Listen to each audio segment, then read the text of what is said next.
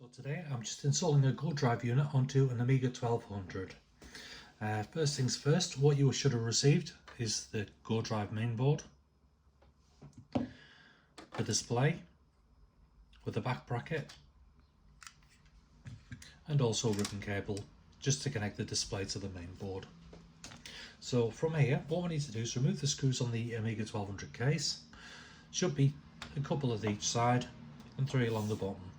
What I would say is make sure you don't get these screws mixed up, just because on some Amigas the screws are slightly different lengths, and if you use a longer screw along the bottom you can put a nice dimple into your case and it looks horrible. So yeah, bear that in mind.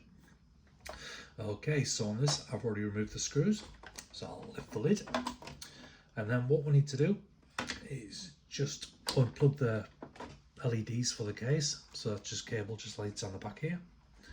Just reach behind the board and unplug, like so. Then put that lid just out of the way for now. So from here, lift the keyboard, like so. Grab your GoDrive unit and your ribbon cable. And what we need to do is just connect the ribbon cable into the board there. So what we need to do is just lift up the tabs on each side of the mount and get your ribbon cable and just insert it into the hole there, like so. So I'm not sure if you can see what I'm doing there, but I'm just lifting these 2 tabs up while I'm inserting the cable.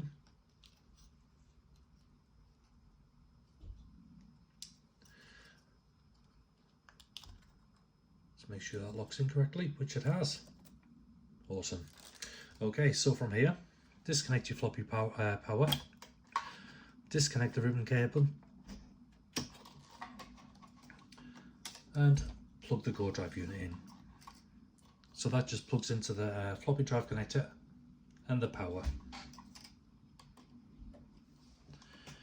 Just slides over the top nice and easy, like so.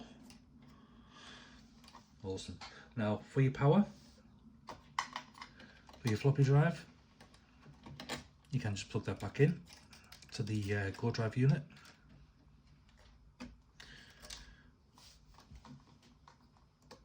And the floppy drive ribbon cable just goes into here,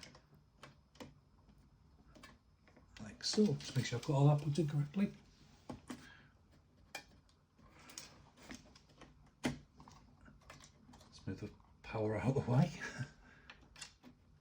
Now we've got that sound plugged in correctly and all matching up. Awesome. So what we need to do now is just put the keyboard back down again.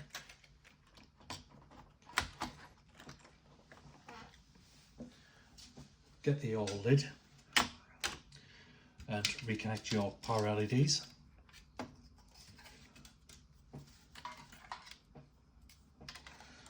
And the ribbon cable that's sticking out from the GoDrive unit, just thread that through a vent on the Amiga 1200 case.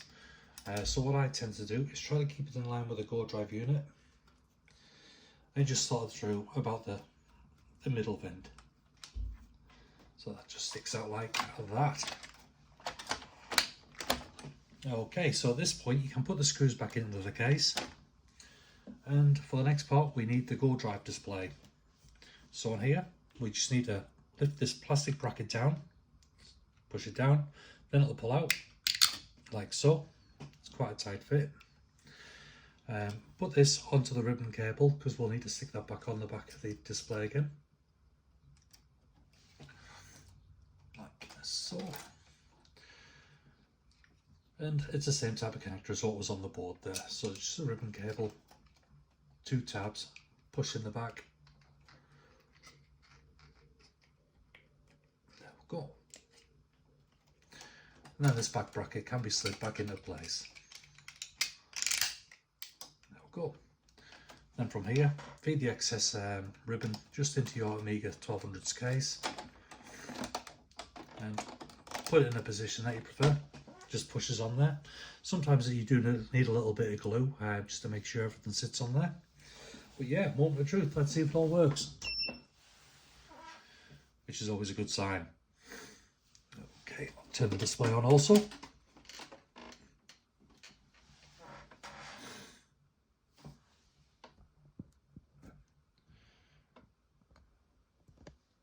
this should boot up to yep, Workbench.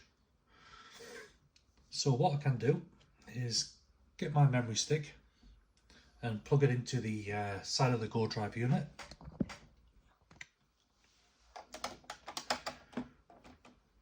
And select an ADF. For instance, I'll select,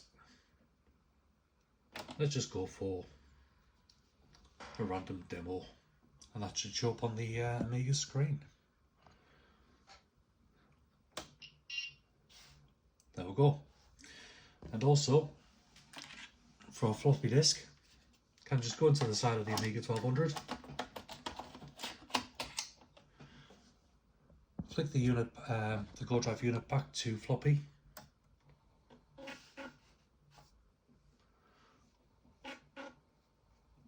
and there we go, the floppy drive has just appeared on the screen there.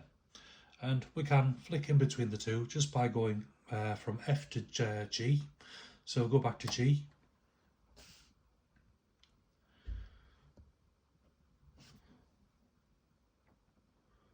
Just select that again.